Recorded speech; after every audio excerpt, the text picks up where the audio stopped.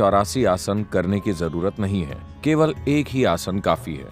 आमतौर पर हठ योग को अपनी मुक्ति का मार्ग बनाने वाले समर्पित हठ योगी सिर्फ एक आसन का अभ्यास करते हैं, बस एक आसन।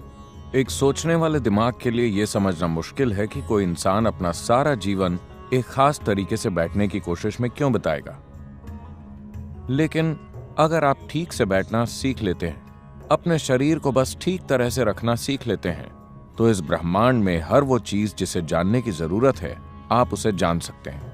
इसे आसन सिद्धि कहते हैं। अगर आप किसी आसन में स्थिर होकर आराम से बैठ सकते हैं 2.5 घंटे तक, for 2.5 hours, तब हम कहते हैं कि आपने आसन सिद्धि प्राप्त कर ली है, यानी आप एक खास आसन में पूरी तरह आराम से और सहज हैं। यही आसन सिद्धि है। अगर आप इसे हासिल कर लेते हैं तो आपको जो भी जानने की जरूरत है, आप उसे अपने भीतर से जान सकते हैं।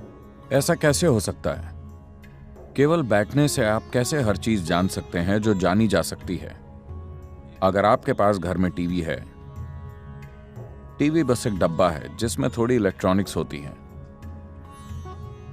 लेकिन यह अपने आप में एक पूरी दुनिया बन जाता है। पूरी दुनिया इस जगह पर या इस डब्बे में आ सकती है जिसे हम टेलीविजन कहते हैं, क्योंकि इसमें रिसीविंग का एक तरीका है। अगर आप एंटेना सही तरह से सेट कर दें, अगर इसे ठीक से एडजस्ट कर दें, तो पूरी दुनिया आ जाती है आपके घर में या इस डब्बे में। अगर ठीक से सेट नहीं है तो टीवी वही है, इसमें सब कुछ है, पर वो कुछ नहीं कर सकता। एक इंसान भी ऐसा ही होता है। एक इंसान अभी जो है वो वैसा इसी आधार पर बनता है कि उसने क्या जाना या अनुभव किया है। किसी इंसान ने क्या जाना या अनुभव किया है, सिर्फ उसकी वजह से वो वैसा बन जाता है जैसा वो है। right now you are who you आप are. अभी जो हैं वो अभी तक के अपने जीवन के अनुभव और बोध के कारण ही हैं। आगे भी आप उसी के मुताबिक बनेंगे जो आप भविष्य में अनुभव करेंगे। आप जो भी जानते या अनुभव करते हैं वही आपको वैसा बनाता है जैसे आप आज हैं। तो योग की पूरी प्रणाली सिर्फ अनुभव या बोध को बढ़ाने में दिलचस्पी रखती है।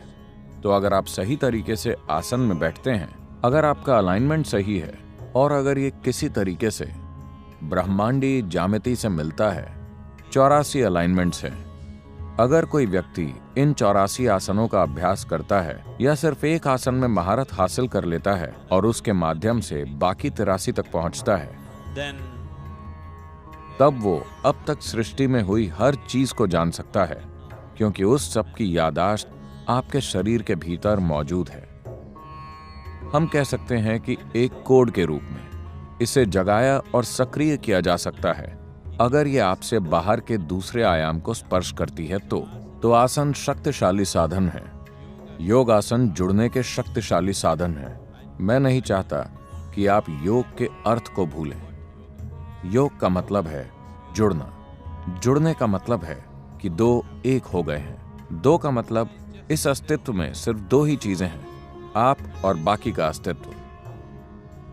बाकी की चीजों को आप पहचान सकते हैं ये, वो या वो के रूप में, लेकिन असल में सिर्फ दो ही हैं, आप और बाकी का अस्तित्व। क्योंकि आपके भीतर अनुभव के सिर्फ दो ही आयाम हैं। आप नहीं जानते कि इस ब्रह्मांड में ऊपर और नीचे क्या है। आप नहीं जानते कि आगे और पीछे क्या है। आप कुछ नहीं जानते। ये सब हमने अपनी सुविधा के लिए बना लिया है। अनुभव के आधार पर वास्तविकता सिर्फ इतनी है कि किसी चीज को बाहर कहते हैं और किसी चीज को भीतर कहते हैं। तो अनुभव के ये दो आयाम हैं, भीतरी और बाहरी। तो योग का मतलब है इन दोनों को मिलाकर एक कर देना, बाहरी और भीतरी, आप और बाकी सब, आप और कोई और। जब आप और कोई और नहीं होता, तब सिर्फ आप और आप होते हैं, तब वो योग है। तो आसन इस तक पहुंचने का शारीरिक जरिया है। ये एक शारीरिक साधन है इस परम एक रूपता तक पहुंचने के लिए, क्योंकि शरीर के साथ काम करना सबसे आसान होता है। अगर आप अपने मन के साथ कुछ करने की कोशिश करते हैं तो ये कई तरीके से चालें खेलेगा। at least with the body. कम से कम शरीर के साथ आप इतना तो जानते हैं कि ये ठीक कर रहा है या ठीक नहीं कर रहा है, ये सहयोग कर रहा है या सहयोग नहीं कर रहा है। जबकि अगर मन पर बहुत ज्यादा दबाव डालते हैं तो ये आपके साथ हर तरह की चालें चलेगा, ये आपको हर तरह की चीजों पर यकीन दिला देगा और अगले ही दिन आपको धोखा दे देगा। लेकिन शरीर वैसा नहीं होता, आप इस पर यकीन कर सकते हैं। अगर आप इसके साथ समझदारी से काम करते हैं तो योगासन निश्चित रूप से परम एकरूपता की संभावना की ओर ले जाएंगे। In the meantime, इस दौरान इन आसनों के अभ्यास से, इससे पहले कि परम ज्यामिति के साथ ही अलाइनमेंट पैदा हो, एक भीतरी अलाइनमेंट पैदा होता है जिससे स्वाभाविक रूप से अच्छी सेहत, प्रसन्नता और आनंद और सबसे बढ़कर संतुलन प्राप्त होगा। संतुलन को मॉडर्न सोसाइटीज ने अनदेखा किया है और उन्हें आज इसके लिए भारी कीमत चुकानी पड़ रही है।